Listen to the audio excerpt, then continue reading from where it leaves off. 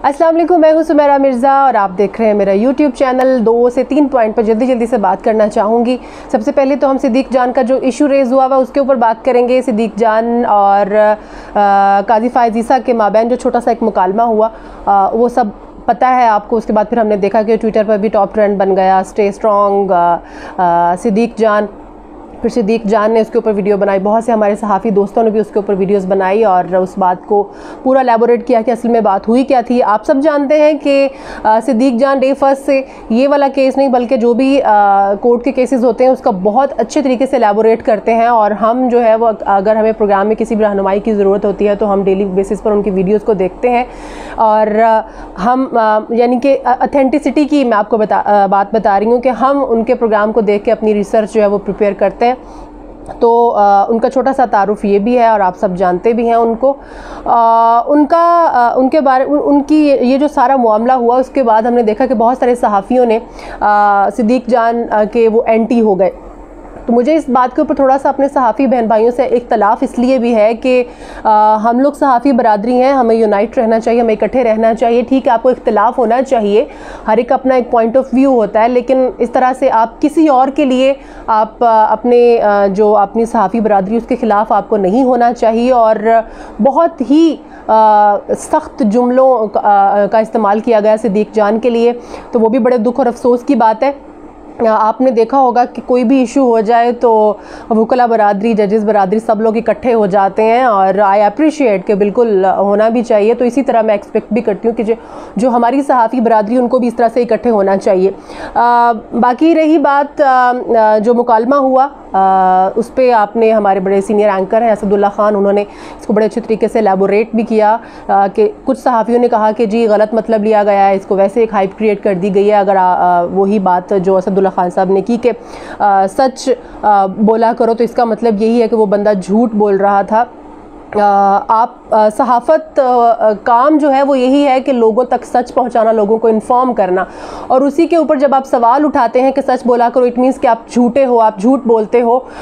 तो जो रवैया है, जो नेचर है सिद्दीक जान की, वो तो उसी के अकॉर्डिंग चले। अगर मैं या कोई भी और उनकी जगह पे होता तो शायद बड़ा सख्त एक रिएक्शन जो है वो सामने आता और वो बड़ा ऑब्वियस होता। लेकिन सिद्दीक जान ख़ुद तो नहीं इतना बोले, उनके जो दोस्त हैं, उनके फ़ैन्स हैं, उनके चाहने वाले हैं, वो ट्विटर पर आए, सोशल मीडिया पर आए, उनका साथ भी दिया उन्होंने, जो कि बनता भी था। सिद्दीक जान का छोटा सा जो मेरा अपना एक्सपीरियंस है वो मैं आपके साथ थोड़ा सा शेयर करना चाहूँगी। जब मैं 92 न्यूज़ में थी उन दिनों में वो रऊफ़ रास्टर साहब के प्रोग्राम के लिए रिपोर्टिंग कर रहे थे और अक्सर उनको प्रोग्राम में देखते रहते थे। फर्स्ट इंट्रैक्शन मेरा असदुल्ला ख़ान के ऑफ़िस में हुआ, उन्होंने मेरा इंट्रोडक्शन करवाया उनसे। तो आई सेड कि जी हाँ, मैं इनको जानती हूँ, प्रोग्राम में मैं इनको देखती रहती हूँ। और उसके बाद से फिर मुझे भी जब भी ज़रूरत पड़ी मैं सिद्दीक जान को डायरेक्ट कॉल करती थी और उनसे सारा रिसर्च जो भी जानना चाहती थी वो मैं उनसे मिलती थी और बड़े सुकून से, बड़े इत्मीनान से उसको फिर अपने प्रोग्राम में हम यूटिलाइज़ भी करते थे। खैर उसके बाद फिर यूट्यूब स्टार्ट किया जब सिद्दीक जान ने, तो उसने हमें भी, स्पेशली मुझे भी, उन्होंने बहुत मोटिवेट किया कि आप भी इस साइड पे आ जाएं। लेकिन हम लोगों ने उस वक्त उनकी नसीहत को फॉलो नहीं किया, लेकिन अब कर रहे हैं। तो बहुत से लोगों से मुस्तफ़ीद हुए। आज भी इतने वो बिज़ी होते हैं, हम उनको कॉल करते हैं तो वो हमारी कॉल भी पिक करते हैं और जहाँ गाइडेंस की ज़रूरत होती है हम उनसे गाइडलाइन लेते भी हैं, क्योंकि वो ऑथेंटिक एक कोर्ट रिपोर्टर है। फिर उनकी फ़ैन फॉलोइंग सिर्फ पाकिस्तान में भी नहीं है, आउट ऑफ पाकिस्तान भी बहुत ज़्यादा है। हमारे एक भाई हैं कनाडा में रहते हैं, एक दिन उन्होंने हमें रात के 1:30 से 2 बजे उन्होंने हमें कॉल की कि इज़ इट पॉसिबल कि सिद्दीक जान से बात हो जाए। तो आई थॉट कि शायद कोई काम होगा, कोई कोर्ट रिपोर्टिंग के मुतालिक उन्होंने कुछ बात पूछना होगी।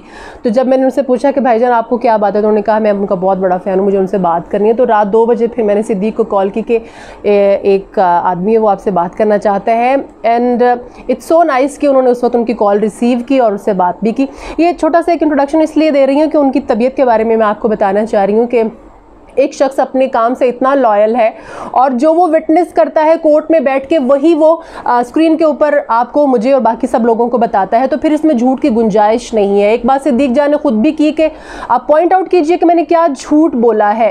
जो एप्लीकेशन मूव हुई उस एप्लीकेशन के अंदर से जो भी पॉइंट्स थे या जो उसके अंदर डॉक्यूमेंट्स थे उसको रीड आउट कर देना। अगर आप कहते हैं कि झूठ है तो आप सिद्दीक जान को कटहरे में लेकर आएँ। बहुत गलत बात है कि आप किसी को कहते हैं कि आप झूठे हैं। माइंड ना कीजिएगा काजी साहब, आप जज हैं, आप फैसले देते हैं।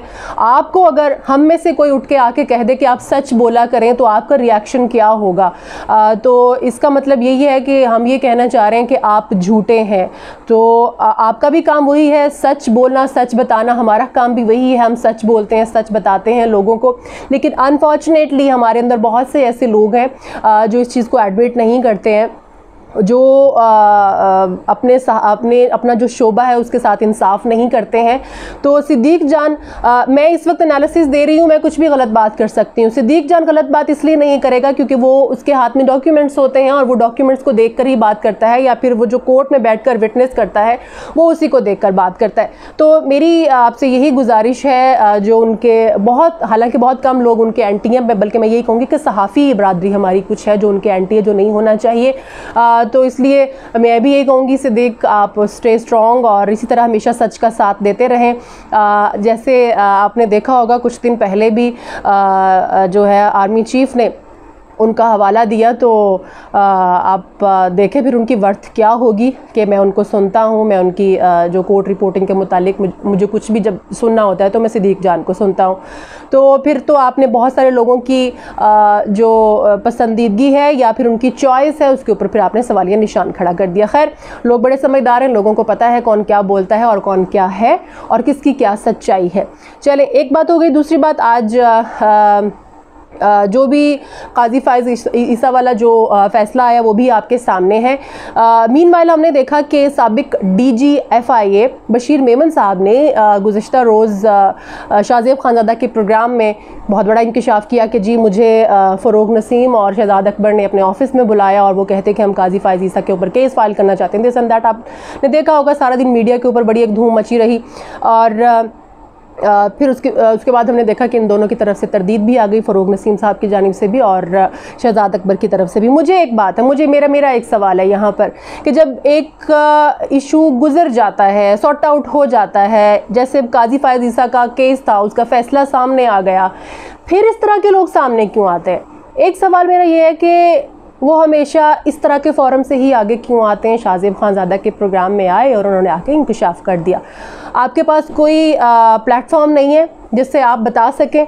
जिस वक्त आपको फ़रोग नसीम ने बुलाया था आप उसी वक्त आते, आप उस वक्त कोई ना कोई मीडिया का फ़ोरम यूज़ करते, ठीक है, या आप ट्वीट कर देते एक कि जी मुझे इस तरह से फ़रोग नसीम और शहजाद अकबर ने बुलाया है और मुझसे वो ये काम करवाना चाह रहे हैं। उसी वक्त दूध का दूध पानी का पानी हो जाता। अब जब केस हो गया, केस का फैसला भी आ गया, अब आप जैसे छोटे मोटे लोग जो है वो सामने आ रहे हैं और कह रहे जी मुझे भी। अब कोई भी इंसान खड़ा होगा और वो कह देगा कि जी मुझे तो बुलाया था इन्होंने, और काजी फाइज ईसा के खिलाफ या किसी का भी नाम ले दे, कोई बड़ी पर्सनैलिटी, इससे भी बड़ी पर्सनैलिटी का नाम ले दें कि जी मुझे कहा गया कि उनके खिलाफ केसेस करने हैं।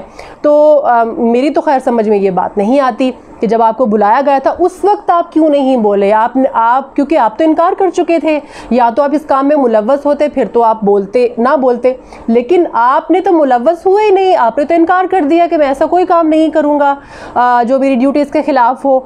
जब आप इनकार कर चुके उस वक्त आपको सामने आना चाहिए था। तो सॉरी टू से मिस्टर बशीर मेमन साहब, आप की ये बात मेरी तो खैर समझ में नहीं आती और थोड़ी सी अकल मुझ में है, जितनी अकल मुझ में है शायद बाकी लोगों में भी मुझसे कहीं ज़्यादा है, तो वो इस बात को बड़े अच्छे तरीके से अंडरस्टैंड करेंगे कि आप अब क्यों इस तरह से सामने आ रहे हैं। और मेरा ख्याल है अब आप की बात की शायद कोई वर्थ भी नहीं रहेगी जब आप इस तरह के प्लेटफॉर्म से सामने आएंगे और आकर इल्ज़ाम तराशी शुरू कर देंगे।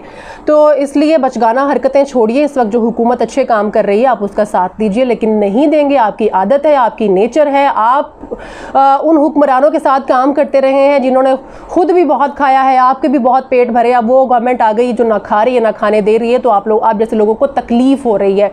तो अपनी तकलीफ़ अपने पास ही रखिए। आप किसी भी मीडिया फोरम पर आएंगे, आप किसी भी ऐसे चैनल पर आएंगे जो एंटी गवर्नमेंट होगा और आकर कोई भी बात करना शुरू कर देंगे, तो सॉरी टू से आपके ऊपर कोई भी बिलीव नहीं करेगा, आपको कोई भी यकीन नहीं करेगा।